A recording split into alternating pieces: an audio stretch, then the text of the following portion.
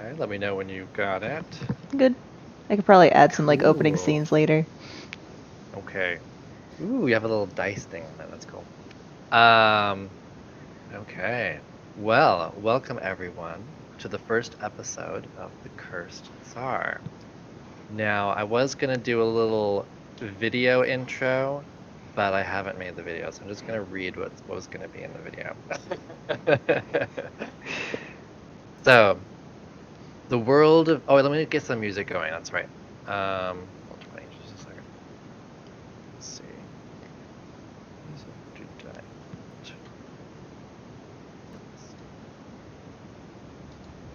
Okay. Hopefully, there we go. It was loud. Oh, sorry. And you can adjust the volume for your own volume in Roll20 under jukebox. Jukebox. Yeah.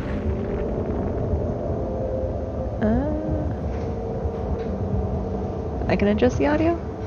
Yeah, everyone can. You can all adjust the audio for your own individual needs or whatever. Oh, there it is. Let me know when you've got that at a good rate. Yeah, I just don't want to be too loud for the stream. Okay. I can turn it down for everyone if that's easier. I think I got it. Maybe. Move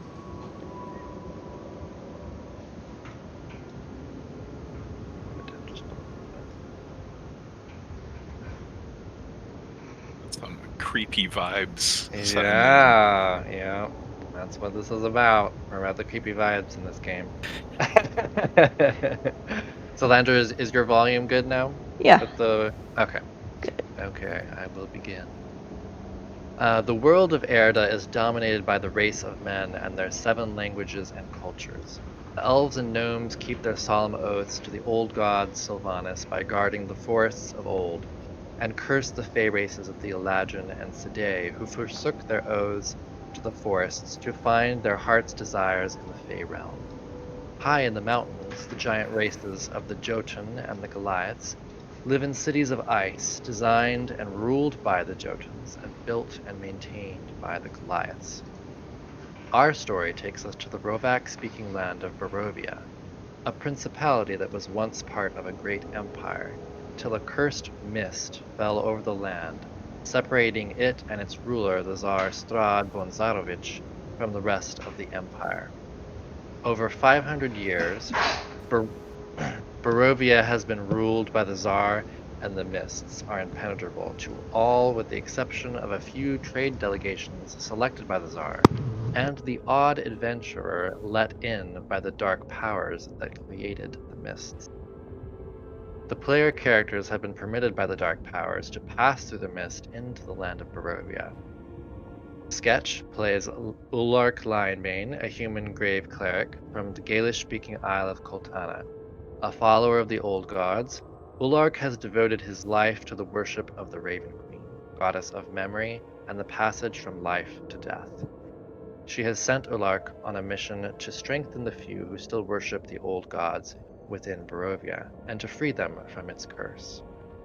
Haxel plays Dean Morgan, a tiefling echo knight from the Gaelish-speaking Isle of Adena. His his fiendish nature is the result of a deal Dean's mother made with the devil Zariel to save his father's life. Dean hides his horns and claw-like hands to escape the hate of the followers of Solaris. Hearing of the terrors that stalk the night in Barovia, Dean wishes to make the Knights of Barovia a peaceful place once again, and show the members of his community that his heroic actions define him more than his devilish features. Locke plays Raphael Loez, a human clerical knight from the Florcaise-speaking kingdom of Circania. Raphael, a follower of the gods of Duat, is a special champion to Sekhmet, the warrior goddess of healing. A centuries-old curse lies upon all of his bloodline, and Barovia holds the key to its end. Cynthia plays Sorsha Sheridan, a Sidé druid of dreams, who has come to Barovia to make right the wrongs of one of her past lives. Salandra plays Lillian Melrez, a Sedai thief rogue who, since being banished from the Feywild at age 12, lived in the Rovak-speaking city of Sletvag. I have difficulty pronouncing something I created. After years of scraping by, her fey nature was discovered and she was chased from the city and wandered into the mists of Barovia. And then we will leave the last two people for later since they are not here. So just for anyone watching, a little more background on the world, since it's different. Most D&D games resemble sort of a Lord of the Rings Middle Earth, whereas Erda is more similar to a Grimm's fairy tale version of our own world. There are fewer races, and humans are the dominant race. Elves and the other long-lived races do not live past 200 years old. There are various pantheons that are worshipped in various cultures, including the Greek, Egyptian, Norse, and Celtic pantheons. There are other secular and monotheistic faiths that are followed by the people of Erda. The most dominant of these faiths is the Soldaran Church. The Soldarans worship Solaris, the god of the sun, virtue, healing, and light, and revere a number of saints who each stand for a specific ideal. And then for more information on the world of Erda, you'll be able to read a Google Doc that I will eventually post on Twitch. And if you're watching this later, I'll post it on YouTube as well. So yeah, so that's our little description of the world and so forth. And I think we're ready to get started. Let's see here.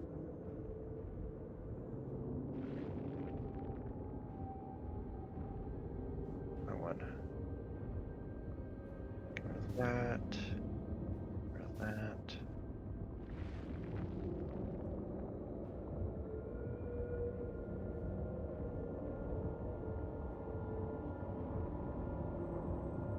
Okay, so we start with Sorsha. After a long journey through the Rovak Principality of Rovak, Sorsha rounds a bend on a heavily forested mountain road and sees the famed mists of Barovia before her. With her knowledge of natural phenomenon, she can tell that this is an unnatural fog. Its presence, magnitude, and movements are all wrong. She has heard that the mists devour unwelcome visitors, and a variety of other gruesome tales, only about half of which she believes. The sights of the mist fills her with trepidation, but she believes that this is where she must go to make amends for actions in past lives. She composes herself, ready to plunge into the mist. Cynthia, why don't you go ahead and describe what your character looks like? At least in this moment, I assume she has her seeming on. Yeah, so she appears to be a late teen looking human girl. She has long black hair, parted down the middle, and just normal rounded ears. Her eyes are brown, but I'm assuming in this fog/darkness they just appear very dark or black. She is wearing her armor, which is leather and studded with wood rather than metal, since she is a druid. She can't wear or use any metal shields or armor. Just 1 second. Whoever's doing the loud typing, could you maybe switch to push to talk?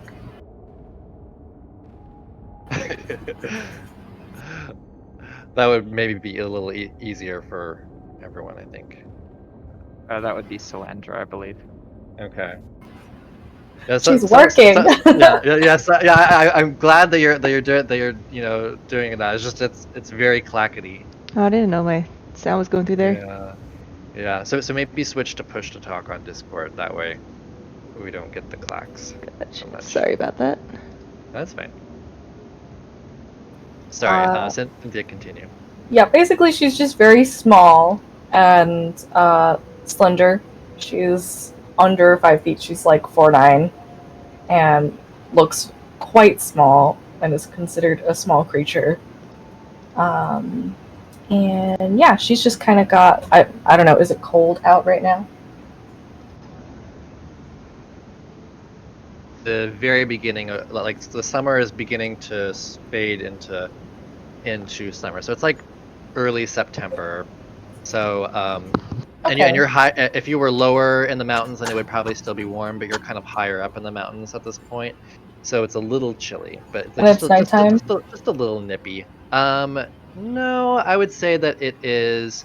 You've been traveling for a few hours, so it's probably like just a little bit past noon. Okay. Alrighty then. Well, she doesn't have her hood up, but she will have a cloak just kind of like wrapped around her shoulders, and she's just kind of like looking around in it a little bit, unsure of what to do next. Okay. So you now know that you must plunge into the mist in order to meet your goal. Do you do that? Slowly. Okay. You move into the mists. At first, it seems the air around you seems heavy, and it's actually quite difficult to breathe. You gasp for air, and you become very lightheaded from the lack of oxygen. But after a few moments, the air seems less heavy, less resistant, almost like it was keeping you at bay, and now it has invited you in. I'll take that Let's as a see. good sign and keep on going. Let's see. You move carefully forward for several minutes through the mist. It's very difficult to make anything out around you. After a few minutes of moving, up ahead, the mist kind of opens up a little bit, so it's easier to see at least up to like 20 feet in front of you. And you see a humanoid shape in the fog. As you come closer, the shape turns, and you see a familiar face, framed by red hair, only partially obscured by the mist. She stares at you with the eyes of one who has been betrayed. And then before you can react to her presence, the mist swirls around you and she's lost from view. I'm gonna swallow hard and probably sweat a little bit. And yeah, I guess I'll keep going, taking that as definite sign to continue on. You continue, and about a minute later, you hear another rider making their way in the mists towards you from behind. As you turn, you see a very small figure on a horse. Salandra, why don't you go ahead and describe your character? Okay, so let me pull her up, sorry. So there's this very dirty, young human girl, maybe early teens or so. Her hair is long, blonde, and it's in front of her face. It's very matted. She's in tattered patch clothes. They're a bit too big. And on her back, she wears a bag that's probably a little bit big too for her too. But she's carrying basically all that she has. And that's pretty much it for her appearance. You see each other. How do you react to each other within this whirling mist? You guys can't see much beyond like, 5, like maybe definitely nothing beyond 10 feet. Everything beyond 5 feet is kind of hard to make out. But you're both probably within 5 feet of each other at this point. I will, seeing that this person is also quite small, I guess crane my head up because she's up on a horse that's like huge, right? And just wave, like, hi, friendly, I hope. She'll look up, very, I don't know, skeptical, I guess. Not very friendly. and kind of see your face and give you a little bit of a stink eye. Okay.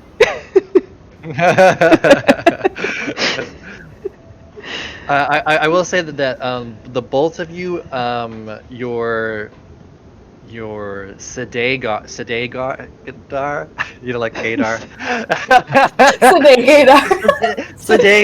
Sedagar, I don't know. That's like, it kind of goes off a little bit. So you have the feeling that each of you perhaps belongs to the same race, possibly. The stink eye increases. Oh no. Okay. All right. By the way, my connection got cut off at the beginning. Did you guys say anything to each other other than look at each other? No, just straight stink eye. She waves. I didn't say anything. I just waved and just tried to like smile a little bit, like appear friendly. Okay. Do you guys just continue on in silence then, or? Can I check to see if she has anything valuable on her? Sure. Go ahead and make a, I guess, perception check. Just a perception. Yeah, just a perception check. Oh, is it roll 2? Is there a way to change that's that? nice. There is. And Yeah, it's under roll I 20. actually prefer it that way because you know, if I say, oh, roll with advantage, then you don't have to roll against it. So Oh, gotcha. I preferred for it to roll advantage. So we just take the first one always, unless you have advantage or disadvantage. Gotcha. So that for her, that'll be an 18? Yep. Okay. So, she does Salandra have anything valuable on her? Does Sorsha have anything valuable on her? Let me check my inventory. From what I remember, not really, but Not maybe. really. I mean, she is actually carrying quite a lot. Am I also on a horse? Yeah, everybody's on a horse. Oh, okay. Everybody's got a riding horse. I thought I was on foot, so I'm just like looking up at the on a giant horse. Oh, I've got a horse too? Yeah, everybody's got a horse. Oh, I'm fancy. Okay. Alright. I can't wait to name my horse. You probably stole your horse in your flight. Can I have a donkey? It's a little bit I know, more so like a pony or something, like for small people. Yeah, it's probably a smaller horse, you know, like okay. I don't. Matches us. like not like a full-on pony, but like definitely a smaller. Yeah, I just don't want a ladder to like. Yeah. Yeah. Like a little Sebastian from Parks and Rec. But yeah, I mean, she's got like a backpack on her back that seems to just be like a standard like adventuring kind of pack. It's got like some rope and stuff. It doesn't look like expensive or anything. There is a chest kind of like strapped to her horse's, I guess, where the cargo is. And it doesn't look like ornate or anything. It's just like a simple wooden chest. How big is and it? then on these just... It's like... I don't know. Like, Decently I guess the size... It's probably like this big, I would assume. Yeah, anything, it's like... anything bigger than that would be probably difficult for you. It's not huge. It's just like something easy to like strap on to a horse. And then... She's bored. Yeah. Yeah, not much. Just like it looks like supplies and like things that I use. She looks like an REI girl. Yeah. She's just gonna sigh and look off.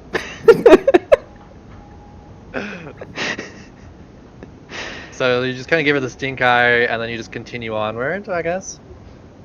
Yeah. Pay her no mind. Okay. Does Sorsha just follow after Lillian? Yeah. I suppose that's kind of the direction that I need to go. So I will just awkwardly like, oh shit, I'm going this direction too. Okay. And I don't say anything out loud, but I will just kind of like feel uncomfortable. Okay. You continue for several minutes in silence until... Let me find my place again.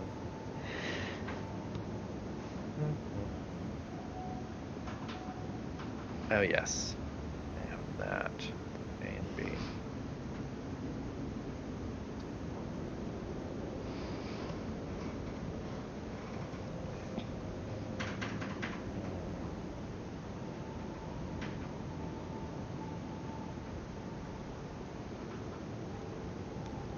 Where did that go?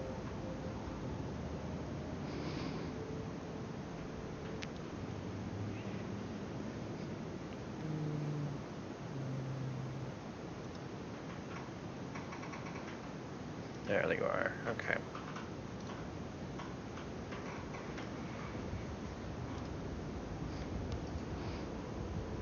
The fog spills out of the forest to swallow up the road behind you. Ahead, jutting from the impenetrable woods on both sides of the road, are high stone buttresses, looming gray in the fog. Huge iron gates hang on the stonework, which and then there's also this like ice that seems to cling to these stone walls as well.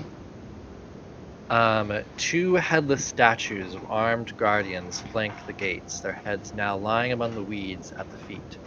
They greet you only with silence. I'm going to show you this handout. It's not exactly like this, but the scale is correct. The statues themselves look more kind of Norse-like in nature. And anyone who has, let's see here. Oh, also you see, just a second.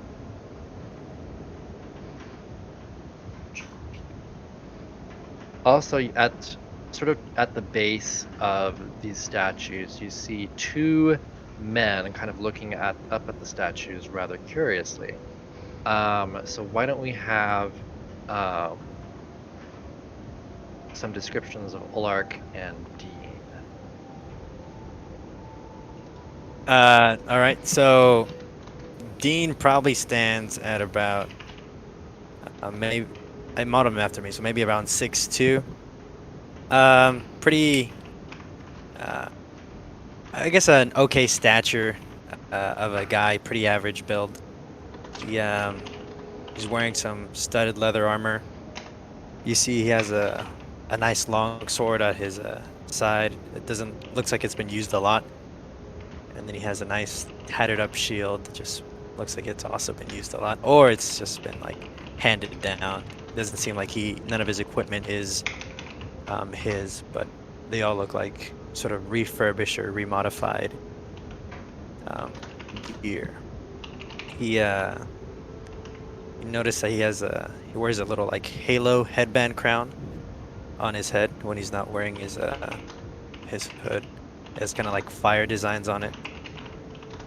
From a passerby's perspective, it kind of looks like it's just holding back his slick back hair, but the actual intention is to hold his hair back and also distract the eye from his horns, from any glancing eyes. Yeah. And then what does Ulark look like? Yep. So probably his height is probably around 5'11". He's got a nice scruffy, you can almost imagine it like the length of my beard right now, ginger beard, and is paler, coming from the lands of Koltana.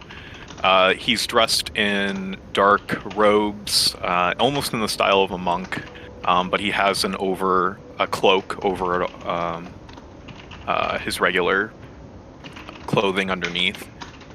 He carries a quarterstaff in his right hand, and he's of average build, in his late 20s.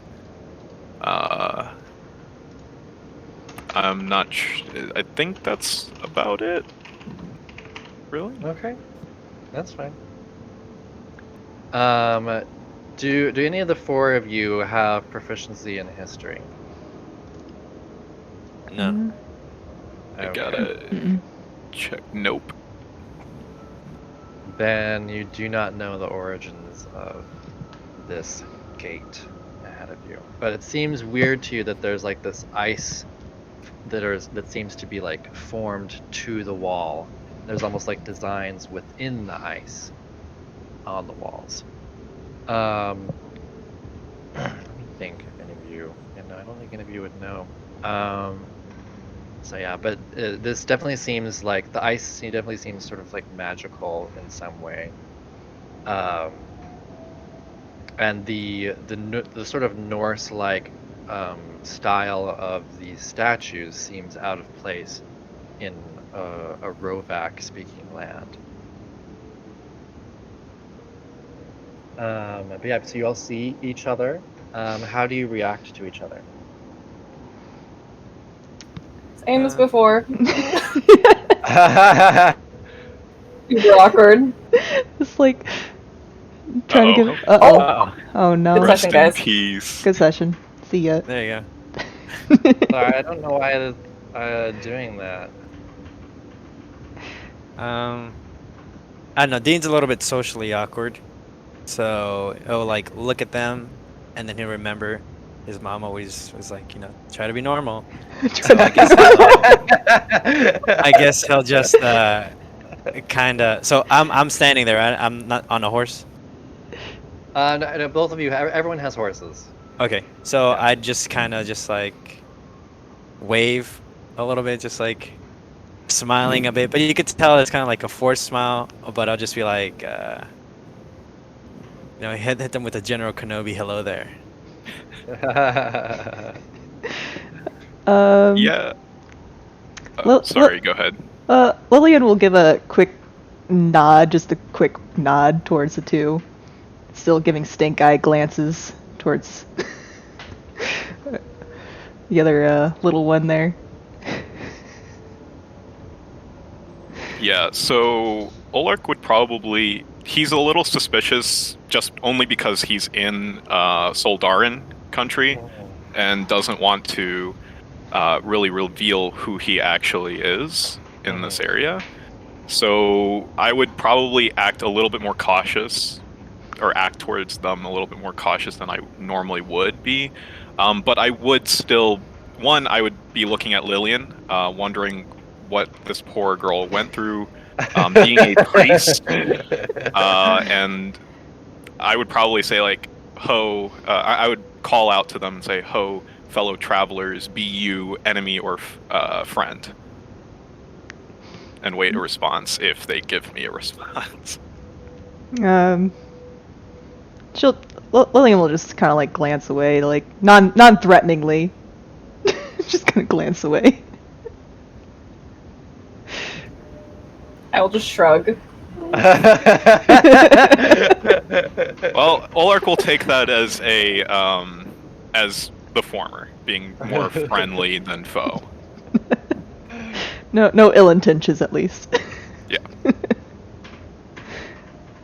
Okay. And the gate of this large thing is open, by the way. Oh, okay.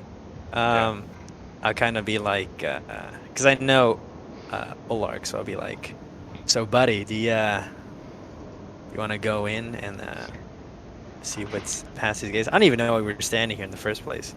Well, you just stopped to admire this large The large statue, thing. basically.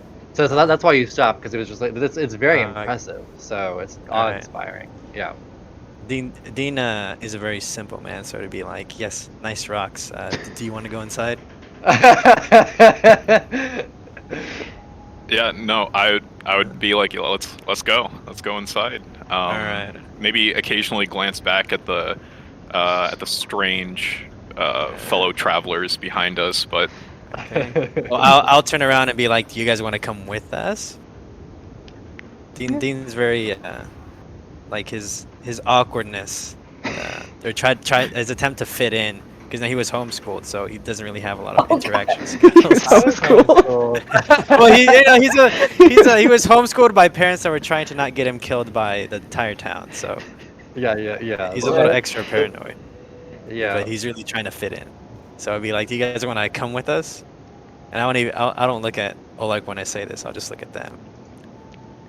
Kind of just. Do I feel like I should be going that way? Yeah, I mean, it seems the only way to move forward is through this gate, because like there's the wall that comes up, and then there's this mountainous area.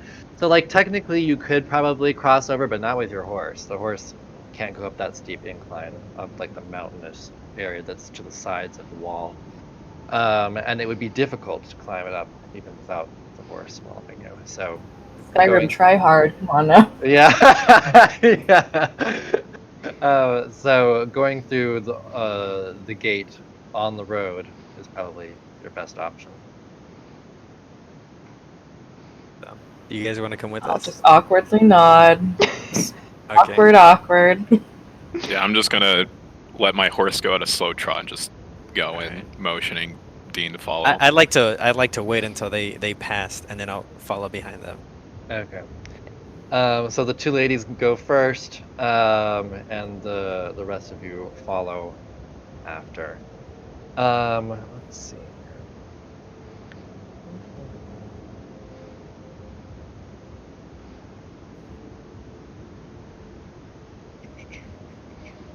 So yeah, the camera now pans away from these four, to where Raphael Luez finds himself further down the path. He has already passed through these large gates.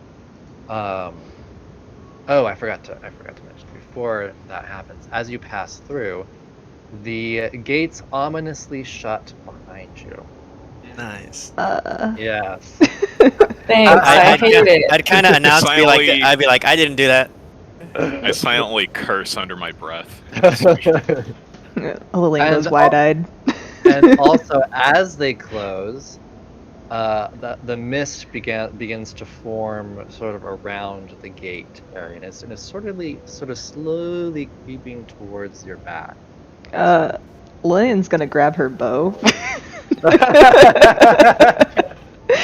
Yeah, would I have the opportunity to do like cast a spell at this point, or would this Yeah, be? yeah. I mean, this is all happening rather slowly. I mean, you wouldn't be able to cast the spell until like after the doors, after the gates close. Yeah. Because like you're going along and you hear this creaking clank behind you, and look behind you, and you see that they're like almost closed by the time you even turn around. Yeah. Yeah. I would cast on myself Sanctuary, just to Okay. ward against potential attacks. This is in response to the gates closing. Got it. I'm assuming I probably would have a small silver mirror Yeah. to be prepared for any spells that I would need to cast on my journey. Yeah. Yeah, Lillian's super sus right now. She's sussing out everybody, thinking that they might have closed it. That's why I was like at the end. I was like, wasn't me. Yeah, she's like, she has her bow like ready. Yeah, Saoirse will also grip her quarterstaff / druidic focus a little harder and just try to pay more attention to her surroundings. Who's the smaller one? We're both Lilith. small. I think we're both shoot. small. I think Lillian is Lillian. smaller, right? Yeah, Lillian's 4'4", I think I said. Even smaller, yeah, by like 5 inches. I'd like to ride my horse next to them and be like, how's it going, little one? Yeah, the bow is like notching your face. Oh, okay. I would probably. I'd like to cast my echo behind her, and just kind of have him like tap her on the back. Ah, no, bow released.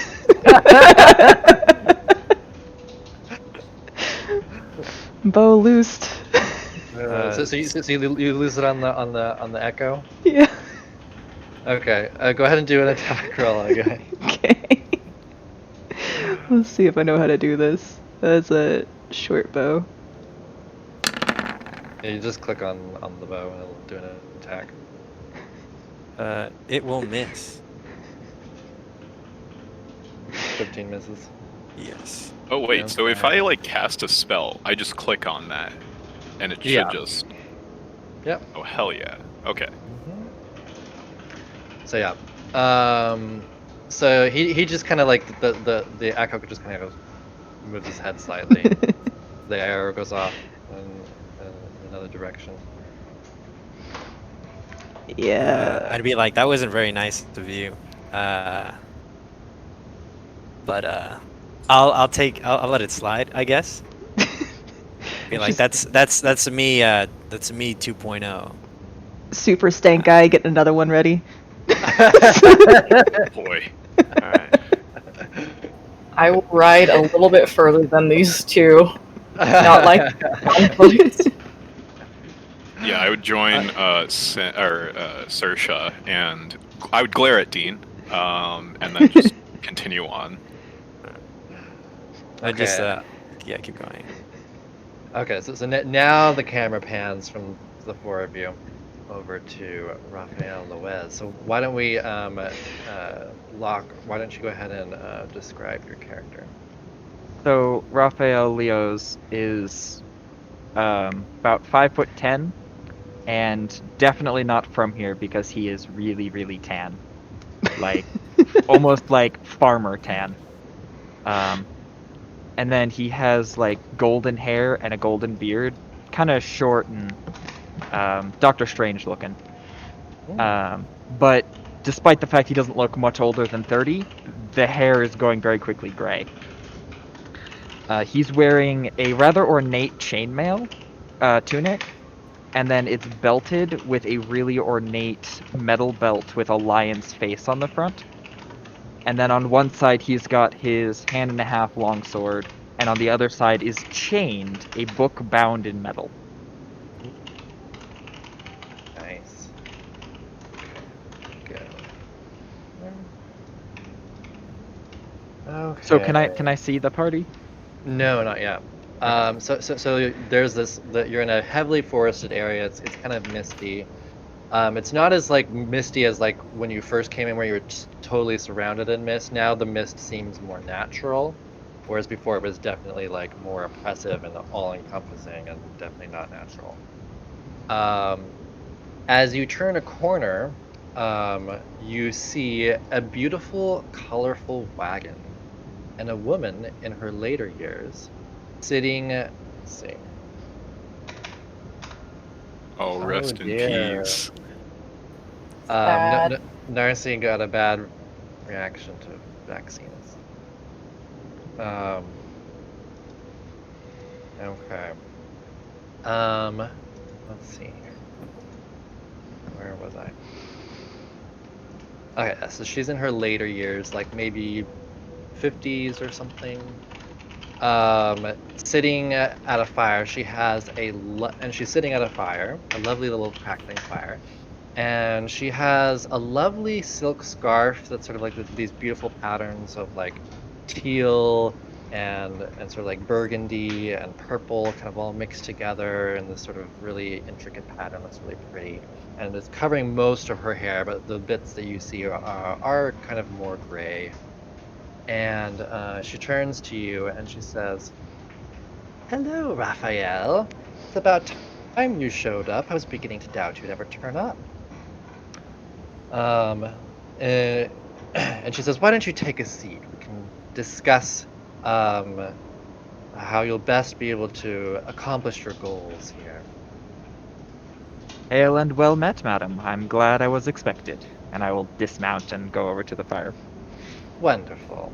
I'm Madam Ava. And as I'm sure you're aware, you'll need allies to accomplish your mission. Let's see. And as long as they are not as late as you are, they should be arriving any minute now, she says. And in fact, as soon as she finishes her sentence, you begin to hear the sound of a few different horses that also begin to round the corner. And she goes, "Ah, yes, I love it when they're punctual." And the rest of you arrive, and you see the old woman seated by the fire with this heavily armored man, and you see this beautiful, colorful wagon as well. And she kind of turns to you all and she goes, yes. Lillian, Sorsha, Dean, Ulark, so glad you're here. Come have a seat. We should discuss why you're here. I will cry out in pain, I think. We don't know this woman, right? No, you have never seen her before. Yeah, arrow's notched. She knows my name. Just don't worry, Lillian. I'm not here to drag you through the flames or anything. And she says, your secret's safe with me. Arrow See, notched. your expected Yeah. guess quite Oh, wait, does this, I guess, do I cry out in pain? Like, does this woman know my true nature? Um. Oh yeah. I forgot yeah, about that was I'm one of in your. my band, so. Oh, that's right. Okay. Yes. You This is do the thing, I cry cry out. out in pain for the jokes. Yeah, although you that do. is- I forgot that was one of your bands. That's right. Oof. Oof. So Just yeah, over so here screaming. yeah, go ahead and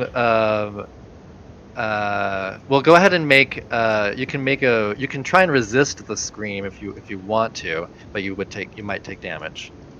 Well, my question is, it, I guess, doesn't apply to somebody who knows my true nature. So I was just curious if Oh, that's right. if this Yeah. person would know. Let me look at the. If not, I definitely wouldn't be expecting it. Oh, it doesn't apply if someone knows your true nature? Yeah, it says you cannot stand to hear your true name said Okay. aloud. I'm pain when you hear it, and when those who know your Fey nature speak your regularly used name, it does not trigger this ban. That's your regularly used name. So like that's not your true name. So like you would go by another name probably, and it becomes your regularly used name if they're using it a lot. So Okay. currently you don't have a regularly used name. Right. I haven't really introduced myself or anything. Exactly. So no, this does happen even when they know your nature. It's because it's your true name. It's not your regularly used name. Okay, so am I good? Let's see here. I think she still does use your name just because she wants you to know that she knows who you are. So, I guess I hadn't picked a fake name in my head, so Okay. I don't know. Does that affect me or? Mm. Yeah, you can come up with that whenever. Oops. I just have random names pulled up. Yeah. Big name book. Yeah. But she says, "Oh, sorry, dear. What name?" When you react in pain, she says, "Oh, sorry, my dear. What name would you prefer to be called by?" Let's go with Ada for now. She nods. Ada. Very good. Very pretty name. And I suppose anyone who has proficiency in Arcana can go ahead and make an Arcana check at this point. Not No me. Nope. Nobody has proficiency in Arcana. That's gonna be No. a downer for Oh you. god. Oh. I am a spellcaster that has no proficiency in intelligence. Uh. Oh my goodness. We're gonna have fun. Let's see here. No, I don't think anyone would necessarily know. Okay. So, she turns to you all. Let me see here. Make sure. Okay, so she says, some of you have come here to break curses. Some of you to right wrongs of the past, or to save the people of Barovia. Some of you are trapped here now. And she kind of turns towards Lillian as she says this. The only way for you to be able to leave Barovia and to break the family curses and otherwise accomplish your goals is to break the curse over the land by bringing an end to its ruler.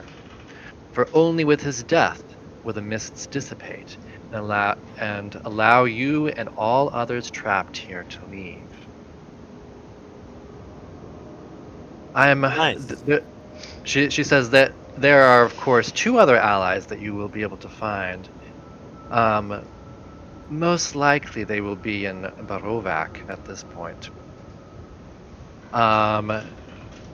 But I'm not always perfect with the timing, so it may be that they will find you elsewhere if they are as late as Raphael here. I was expecting him much earlier. Let's see here. I kind of raise my hand out of the group, just kind of like stick my hand and be like, "Hello." I like. Do you know their names? Well, you asked her why she knew their names. Like, do they know their names of the people we're supposed to be expecting?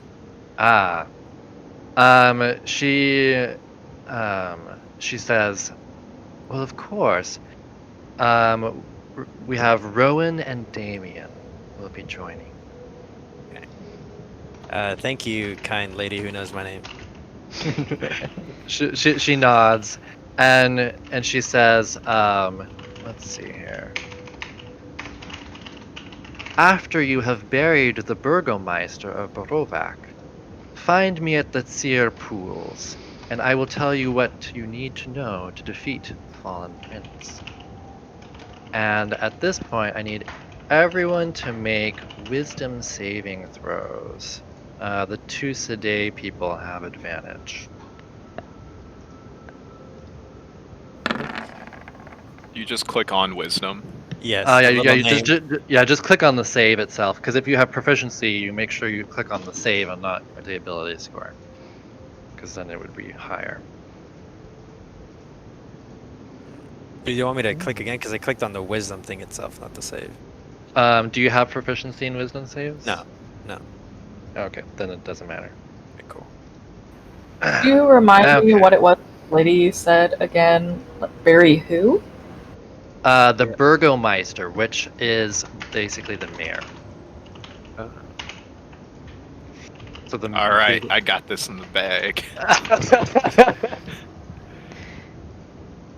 Good.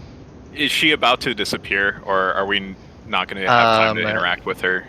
So yeah, you're not going to be able to interact with her further. So except for, so Dean, let me see here. Did we get Lillian? She has advantage. Okay, so let's see. So Sorsha, Lillian, and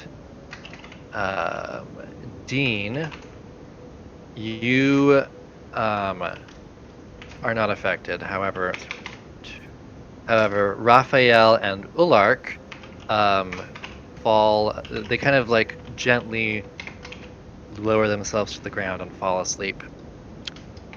And let's see here.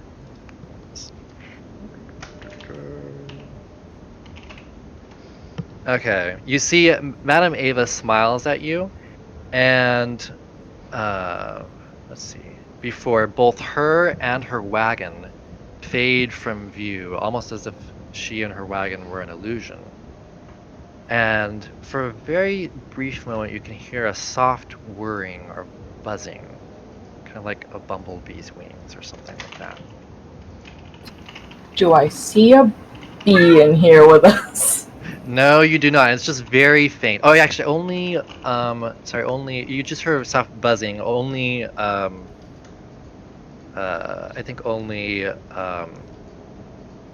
Sorsha would recognize it as like wings, sort of like a bumblebee's wings. That's the sound that you're hearing. Whereas the rest of you just hear kind of this whirring and buzzing, and you don't really know what the sound is. Guess I'll look around for the source. Yeah, I kind of like walk up to Olark and like poke him and be like, "Hello." He wakes up. Okay, so I don't like fall off my horse. I, like, No. get back up. You guys had I had assumed that you had dismounted to Okay. talk with her. Okay. Yeah. I kind of like poke him with like the sword and be like, "You okay?" I shudder awake. Like, what? Be like, "You kind of just like Cursed sorcery. fell asleep, and I don't know." Be like, should we go wake up the other guy? Yes, Nah, just and I'll like nudge him awake. It's like, hello, fellow traveler. Are you okay? Hail and well met. I am completely fine. The lady is gone. Well, there are stranger things to come, I assume. Be like, do you want to be my friend? I see no reason to be hostile towards you. Nice. I'm gonna tell my mom. I got another one. Be like, and then I'll look at Lillian and be like, I'll nudge Olak and be like, I'm gonna make her my friend. Stink eye. I just respond back. Tread carefully. And I would probably like say, I'd probably just like ask the group. I don't know, not expecting a response, but what did she say about burying somebody? We are to bury the Burgermeister of Barovia, and then find her at the seer pools.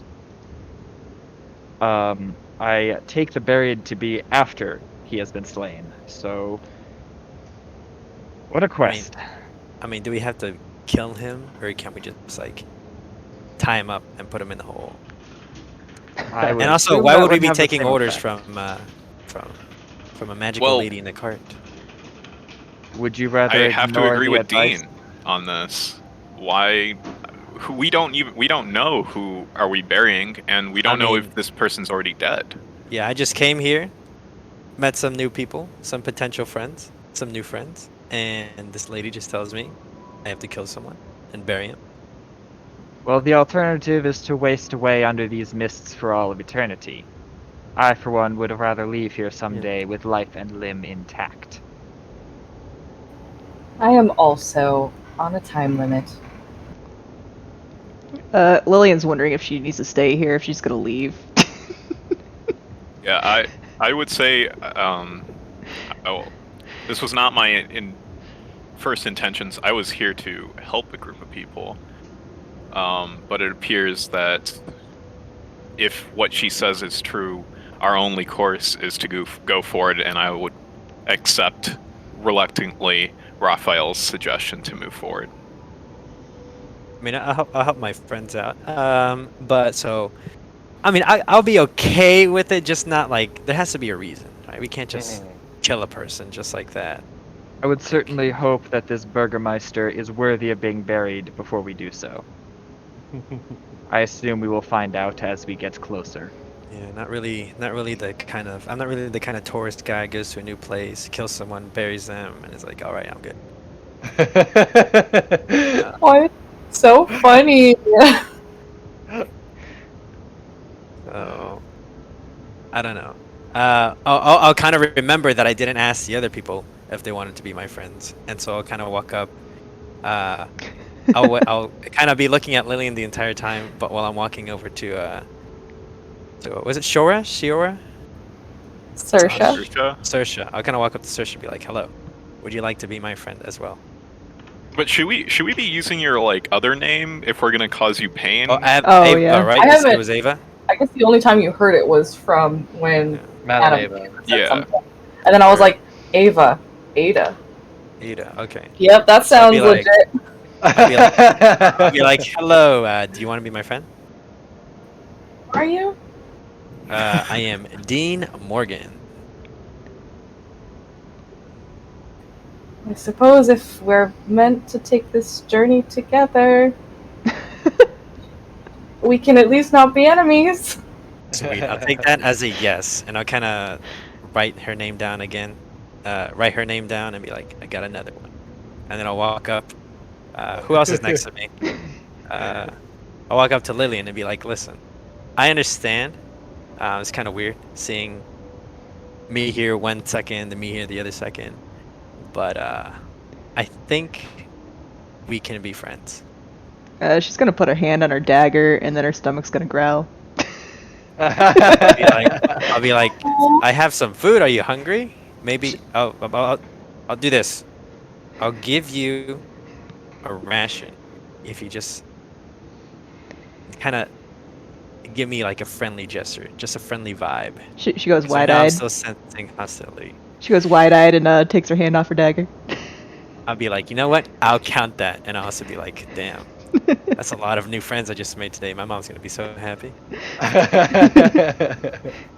She looks I expectantly for want to that meet his ration. mom. Yeah.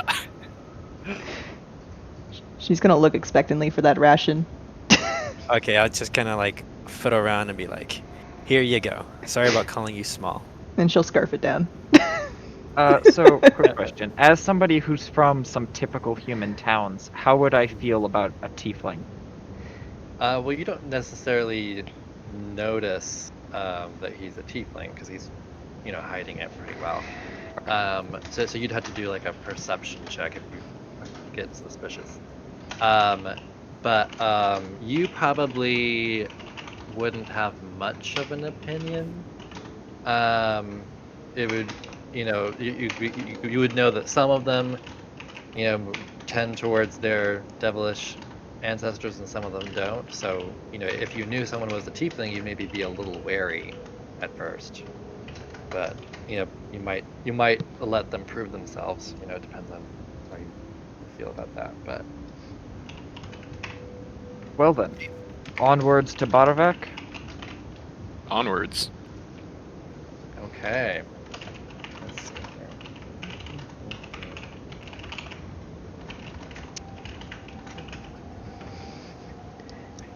You continue onward. Towering trees whose tops are lost in heavy gray mist block out all but a death gray light. The tree trunks are unnaturally close to one another, and the woods have the silence of a forgotten grave, yet exude the feeling of an unvoiced scream. You journey onward for quite a few hours before you come to a crossroads. Let me pull up thingy here.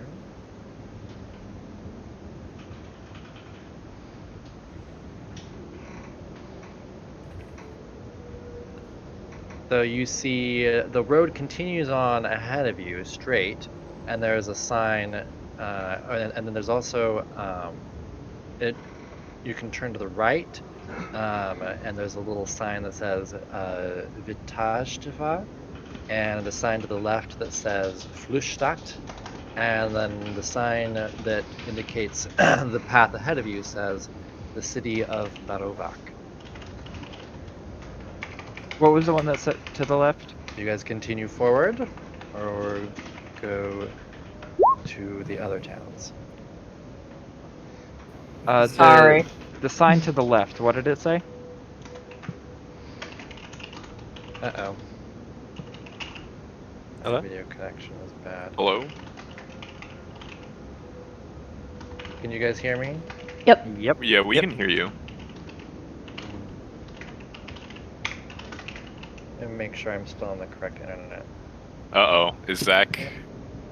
You guys can hear... Like, I can hear everyone else, right? Yeah. Up he Oh, dropped. there we There go. it goes. There he goes. Rest Did in anybody peace. catch what the sign to the left said?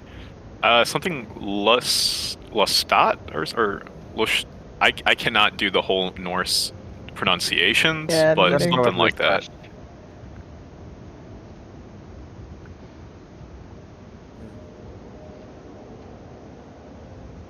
Is he... Oh, oh. Chi.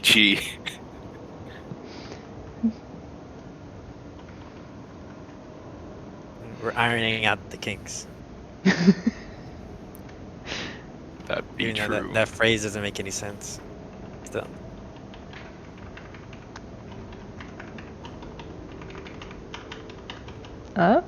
Nothing? No. Can you guys Rip. hear me now? There Yeah. you go. Are you? Okay, good. Sorry. Yeah. I don't know. My connection is supposed it's actually good here for the most part. I don't know why it's been weird. Okay. So, what was the last thing you guys heard? Can you just say what the sign said again? Yeah, so one of the signs said, let me pull up, Vitashtava to the right, Glüstadt to the left, and Barovia straight ahead.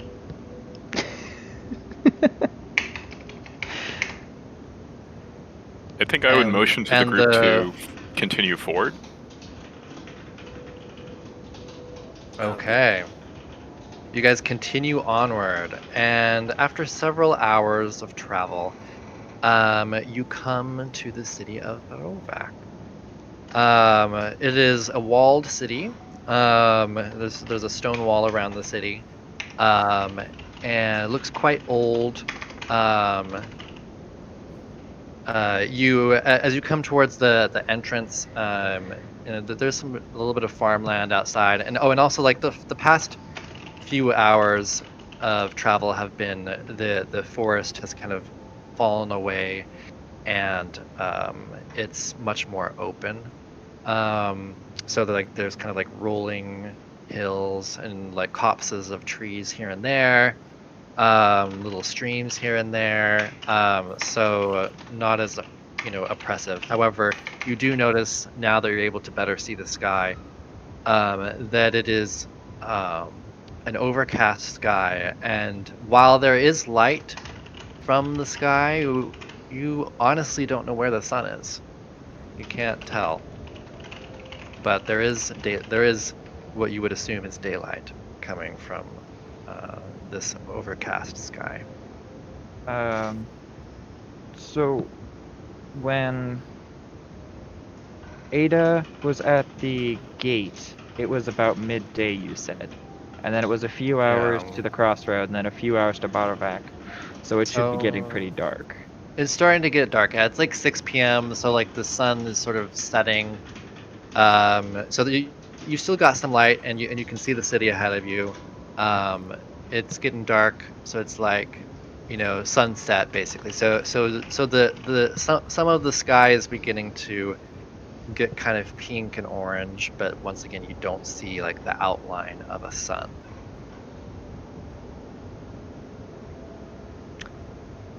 And you guys make your way towards the city gates. You see there's like 2 guards posted at the gate, and you kind of begin walking through, and they kind of look you over, and they say, "Travelers, where do you fare from?"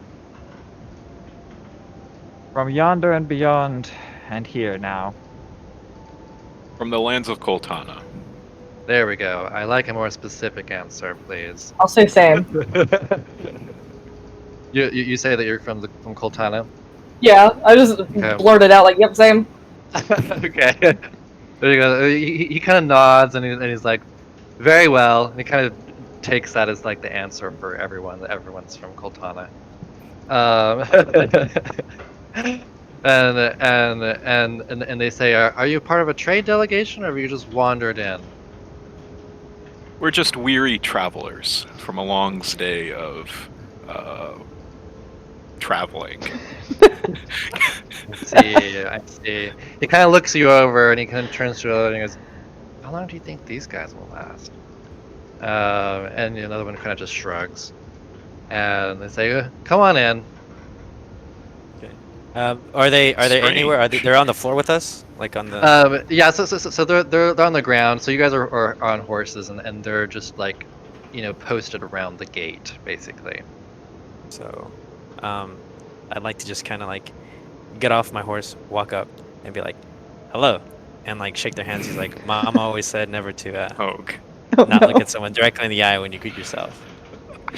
Be like, They "Hello, just kind of look at you Hey, Morgan." awkwardly, and he says, "Hi, my name is Edelrare." My name's Dean. So if you see me around, just remember that guy's name is Dean.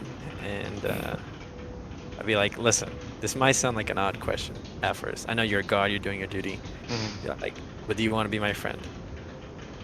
Not really. No, sorry. That's so sad. Yeah, I'll look at him and kind of be like, okay, all right. I'll You be know, like, we're- yeah, I'm not really one for strangers. like, It's no, totally agreeable, acceptable. A new person just comes in, walks up to you, right, shakes your hand. Yeah. So it's kind of polite and professional though on my end. But I see where you're at. We also So, don't get a lot of outsiders here, and trouble seems to follow them. So Be like, hey, I you think know, I'll just steer clear. Thank you. can't please everyone, you know, and I'll just hop on top of my horse and I'll also write down on like another list. I His just name, pat Dean on the back in sympathy. but then kind of write his name on my shit list. I was Oh thinking boy. the other list. And then I'll kind of like give him like a little like fake smile and just keep going. Okay. Either friends or So not, you apparently. Okay, let me. Oopsies, let me get you onto.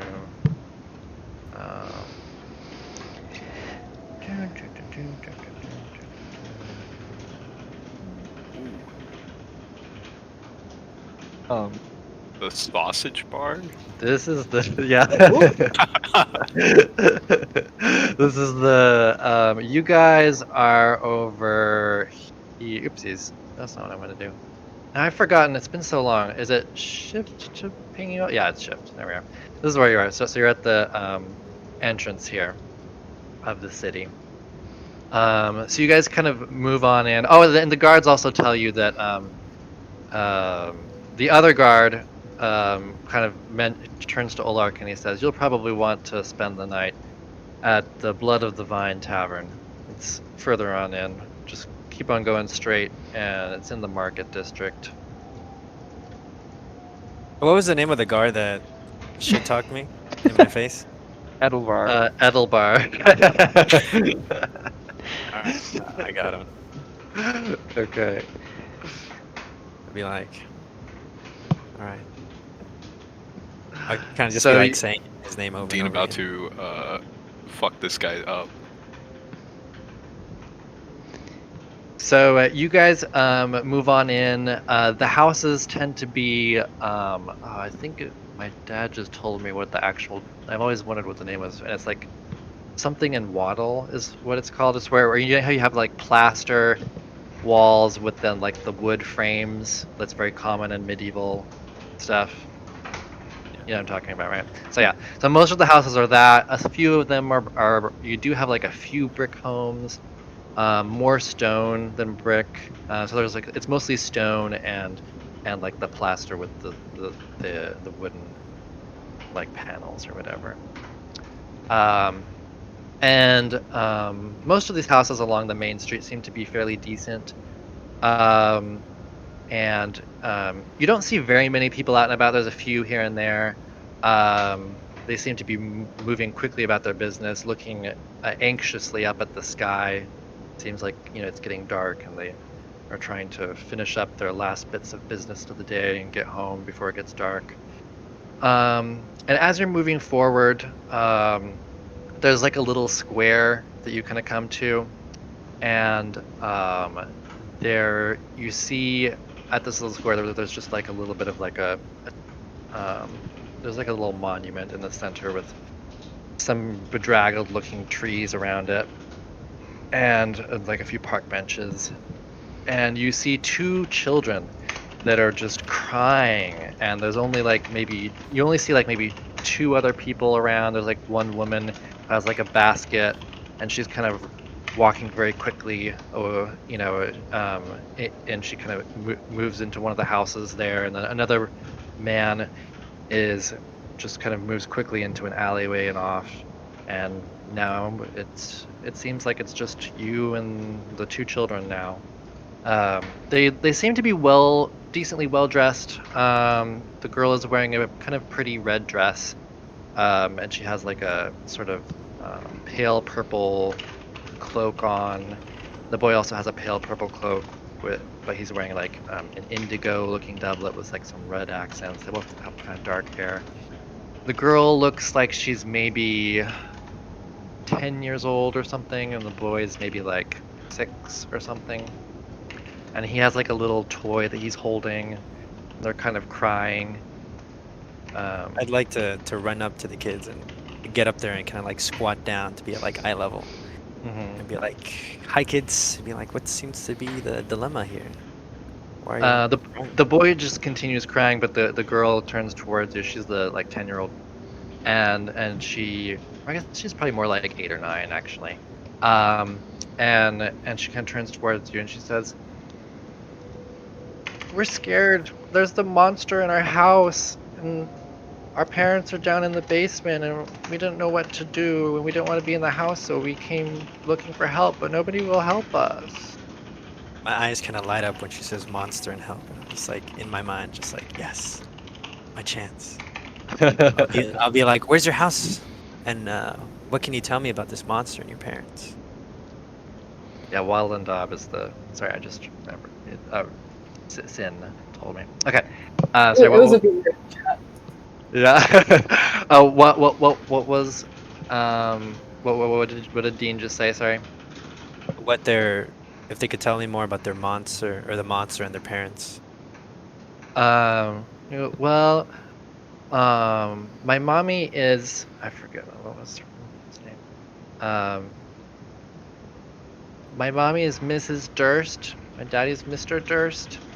And we don't know much about the monster.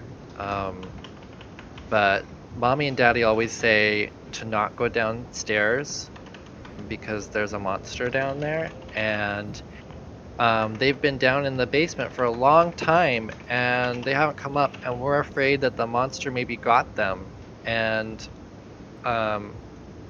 we don't want to go downstairs and we're afraid the monster might come up. Huh. While Dean is talking to the kids, can I take a look at the monument in the square? Sure. It is, let's see here.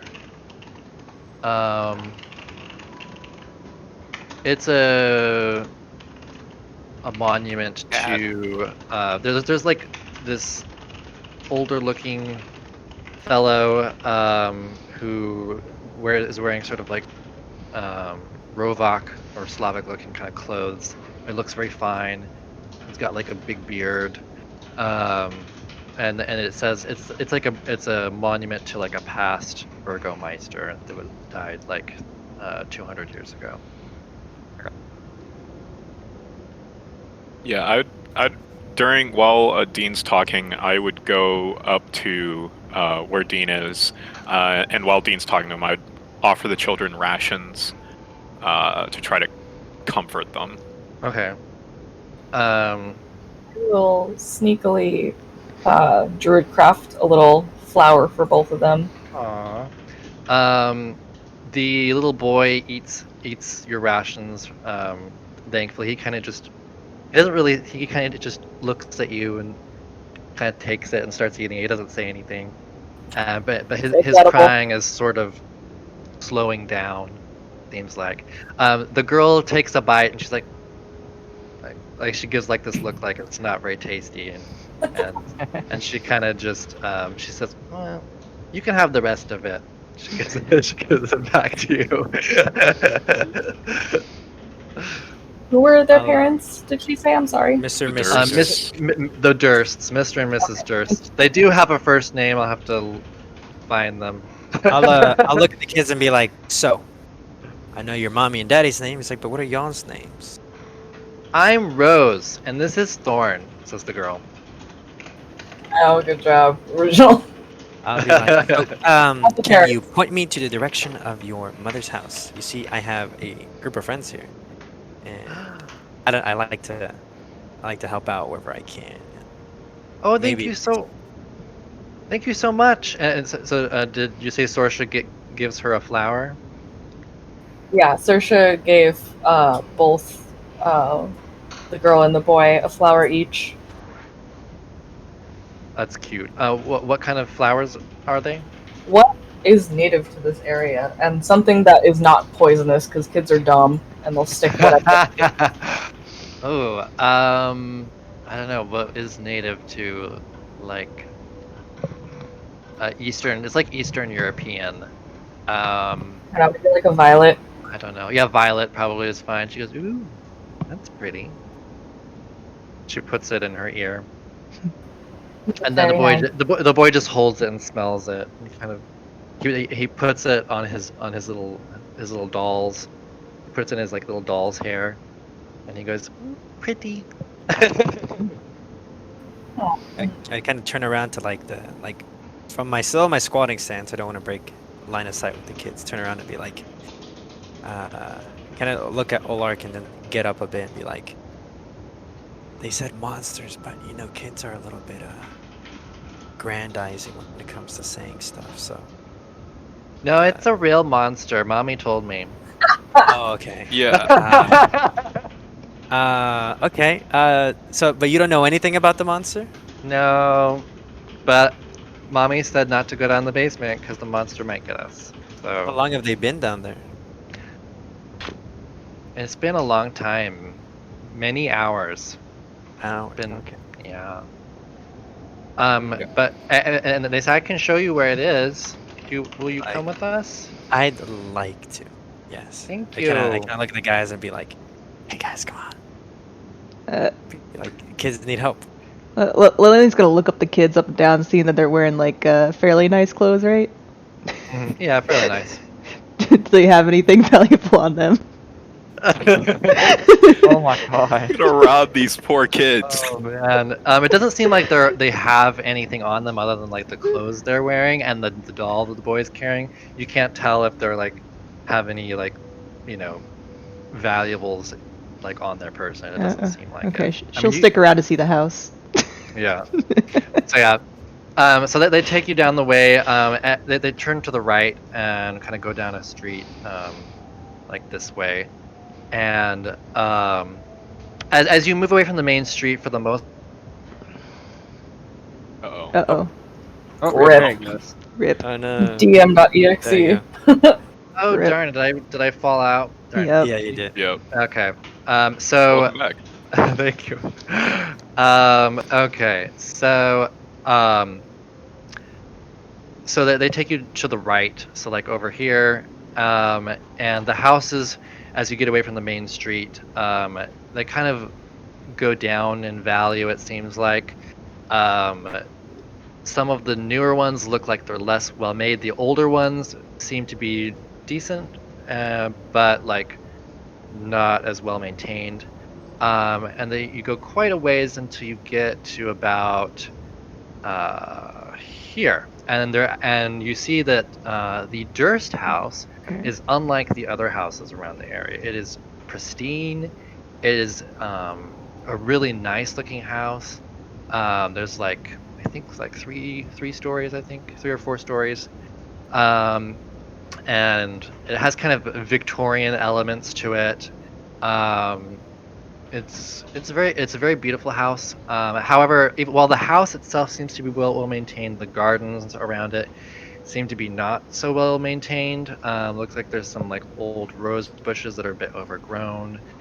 There's some vines kind of in where the garden should be. So, but as soon as like the plant life gets to the house, it's sort of well trimmed and stuff.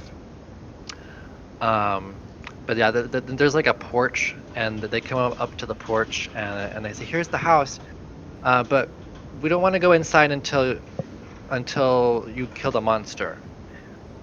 So I think we'll just wait here if that's okay. Is that okay?" Be like, do you have a key? Is there anything locked? Is the basement locked? Parents usually keep basements locked.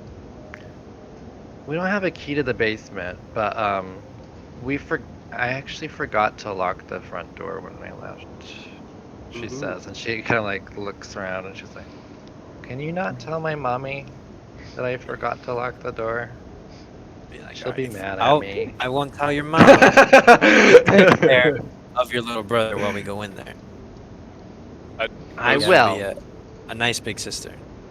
I will take good care of him. I would whisper to Dean before entering the house. I would say to him, we should proceed with caution, first determine if it's magical or if the kids are just really... Because I agree with his statement when he said before, like, oh, the kids could be exaggerating stuff. Also, I noticed that the Soldarin church is nearby. Can we see the spire from where we are? Yeah, you can see the spire. Okay, so have as you we been pinging? enter... Sorry, what? Have you been pinging the area that we're at? It's in Yeah, the northeast. you're right here, Oh, okay, there we go. and there's a Soldarin. There's a Soldarin church over there. Oh, Yeah, I don't okay, think they gotcha. can see unless you ping it, because I think we control our own maps, like position wise. Oh, I did shift though. I thought that would reorient you. No? It does for me. It I does think as it long as just- you're I not think it like just moving turned it around. yourself. Like when I was moving it, it wasn't doing it. Okay, I was probably moving it then. Okay, just a Alright. second. I'll ping again and just don't move your map. Okay. Yeah, but I would just take a quick glance glaring at the spire before I walk in with Dean. I kind of like wouldn't walk in. I'd be like, wait a minute. Okay. I'd kind of never look mind then. around. I'd kind of look around and be like, so, Ada, do you want to come in with us? I know everything has to be voluntary here. I can't just. I know we're just friends, right? But kids kind of need help, and you kind of give them a flower. So I'm just worried about them being safe while we're down there. It's less of a question of if I'm going down there, more of a question of are they going to be okay while we're down there. well, this looks like a nice neighborhood. They probably know. Yeah, around. I mean, most of the areas have been kind of not so nice, but this little area that you're in seems to be nice. It seems like because you're kind of close to the church, it's kind of a little bit of a nicer area. I kind of Okay. be Go up like, so do you want to and- come with us when we go inside? Sounds like they need help, so yes. Okay, and then I'll look at Lillian and I'll smile for a bit and be like, I know we're just recently friends, right? We're not the best of friends, but these kids kind of need help. So do you want to? She's just eyeing up the house, seeing how rich they are. It's a nice looking house. You know that there's going to be some nice stuff in there. Yeah. She's looking at anything she can Well, take. there's nothing on the outside, but the Yeah. inside probably has some good stuff. I'd like to go up and knock heavily on the door. Okay. You knock on the door. It's a very nice looking door, sort of like dark oak. And you knock, and it has a really satisfying sound to it. There's actually like a brass knocker that you can use if you want. But yeah, nobody answers. I'd like to, as I'm knocking, just kind of shout, "Durst family, your children are unattended." There's no response. I'm going to try the door. Wait, Uh, can I yeah. cast Pass Without a Trace on us? Can you do what? Sorry. Did I cast Pass Without a Trace? It's Yes. not gonna help. No, it's plus 10 With actually. 30 feet of me has a plus 10 bonus to dexterity stealth checks. Can't be tracked except for magical means. I'll add that to my disadvantage. That's a 15. Okay. I just posted it. I just figured that. I realized that was easier. But yeah, anybody within 3 feet of me can go ahead and take that. Do you want to cast it maybe further away from the door? Or do you want somebody inside the door to also have it now? Well, it's just you get to choose, I think, who gets it. Yeah, just everybody within 30 feet of me. I'll be near the door, I guess. So whoever's near the Okay. door, the door. So I'd assume me, Dean, Raphael, and yeah. Whoever wants to take it, who's nearby, I guess. Yeah. Can you guys see the here, let me ping Yes, so we make can sure that see. you're- We can see. There we go. Yeah. Oh, There we are. whoa. there we are. Okay. Oops. I'd kind of like to summon my clone next to me, and be like, oh, Okay. by the way, everyone, I know I introduced this guy to Lillian, but this is my clone. It's kind of just a little bit Oh, magic he's big. stuff. I'm gonna give his Oh, clone to okay. the guy. When he does that, I'm just gonna kind of place a hand on my holy book and. Why is he so big? Uh, Oh my god. Is the clone like another person type of thing, or The is- clone is not a creature; it's an object. Okay. So it's like does he have his own mind? it does not have its own mind. It just Okay. it's like think of it like it's like a shadow, right? The only thing the shadow can this can do is attack. But when I attack through it, the shadow doesn't attack. I like it's kind of like I attack. I guess I attack like through it. Gotcha. Now you're thinking with portals. But yeah. Yeah. I don't know why he is so big. How do I make him? I don't know why I can't make him smaller. What is happening?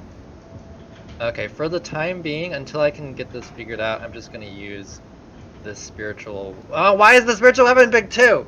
Oh my god. Oh, it's because you guys are small. That's why. We're small. I think. Is that why? Let's see here. I mean, me and Cell's characters Yeah. are small. Yeah, I think we're classified as small. No, I think I accidentally. Yeah, that's a 5. Okay, yeah. Yeah, you. Because sometimes it makes you. Oftentimes it'll make people teeny, and that did make all of you teeny, so actually you need to be bigger. There we go. Holy crap! I was I'm about to so say I did it big to now. Olark there. There you go. I'm gonna get rid of the spiritual weapon. Let's see here. So would I have any indication that Ada and I missed the other person's name. Lillian. I thought that was your real name. What's the name you gave us? Syl. Ada and Syl. Do I have any Oh. indication they're not No, just no, no, children? no. Lillian is her character. Yeah. The character name. Yeah. Yeah. So it's Ada, because we're not using their true names. So it's No, Ada. that's It's just for Ada. one of them. That's just for one of them. So they Okay. have different bands. Some of them have the name band. Some of them don't. Okay. So would I have any indication that those two aren't actually just children? Do you have proficiency in Arcana? No, I do not. Okay, then no. So one of them's just a 12-year-old girl, and the other one's like late teen. Yeah, I would say Kinda like look at them and be 18, like- 19 looking-ish. I kind of say before we go in there, what are y'all good at? Because it's like, did I see her make that flower? I think I was too busy talking to the kids. I did it stealthily, but I wasn't told to roll a stealth check or like a sleight of hand. So I'd kind of be like, because if it's a monster, if it's a kid's monster, anything can be a monster to a child. But if it's an actual monster, I don't know what everyone here can do, so I don't know how to better play myself if anything happens. I'll point to my quarterstaff and a little like flower will like grow out the top, and I won't say anything. I'll just point to it. I'll be like, nice.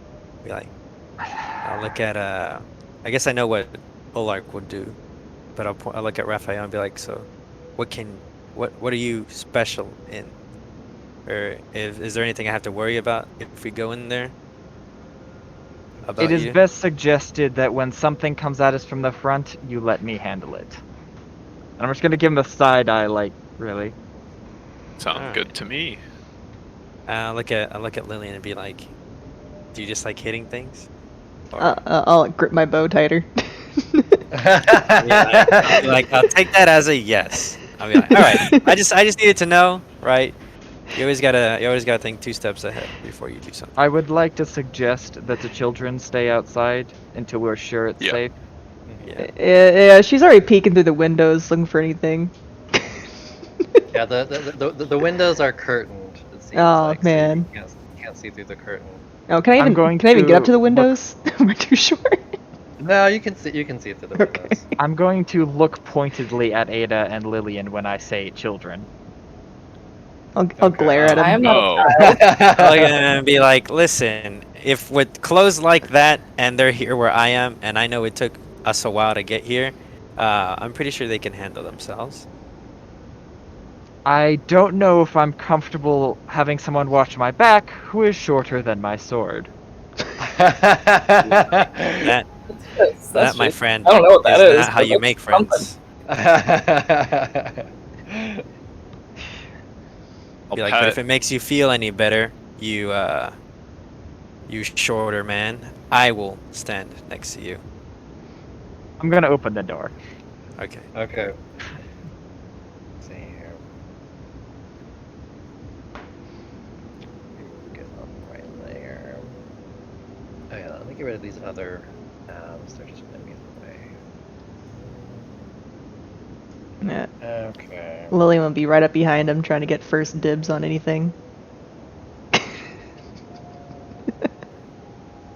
I'm glad the book is chained to my belt. So there's this beautiful entrance hall with this sort of like rose colored marble with like this sort of pale white marble interspersed. And then there's these beautiful there's these beautiful portraits on the wall that seem to be of past Durst family members who have long since passed. And it just seems to be a beautiful entrance hall.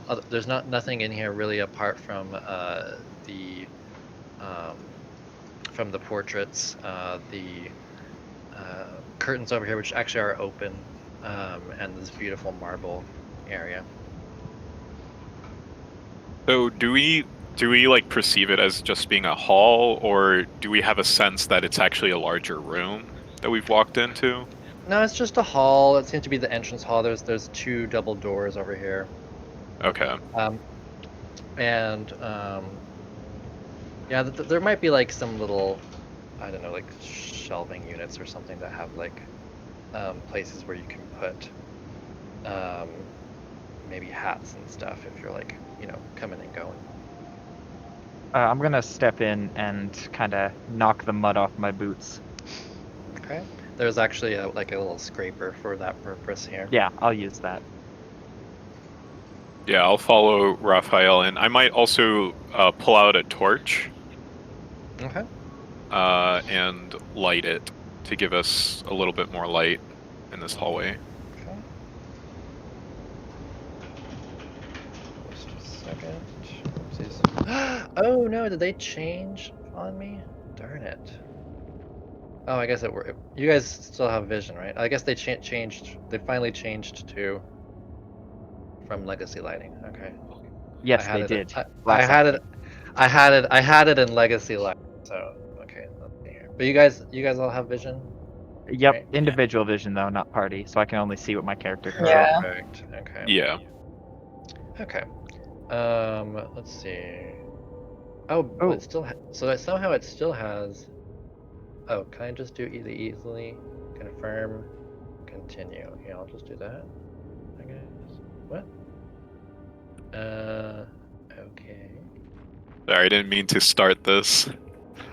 Let's see. Oh, maybe I'll just pull in a light source. That might be easier. You're gonna walk into somebody's house and then light a torch? Dark. Yeah, it is dark. Let's see. Light.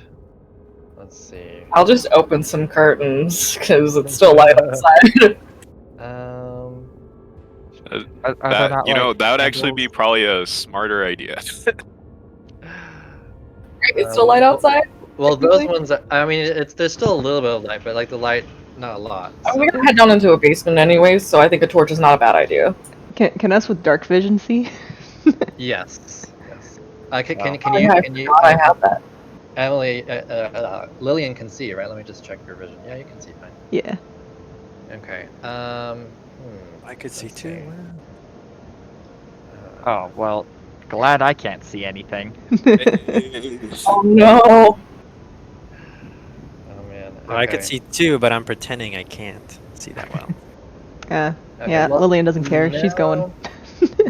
Okay, so all of you are inside now, right? Or there we go. You're on top of it. Okay. Once you've all entered, oopsies, the doors slam shut behind you. I'd be like, that was not me again. Yeah, arrow notched. Oh boy. Actually, no, daggers is pretty close in How here. did not to trust Yeah. you? Daggers. I think we will take now's a good time to take a 15-minute break.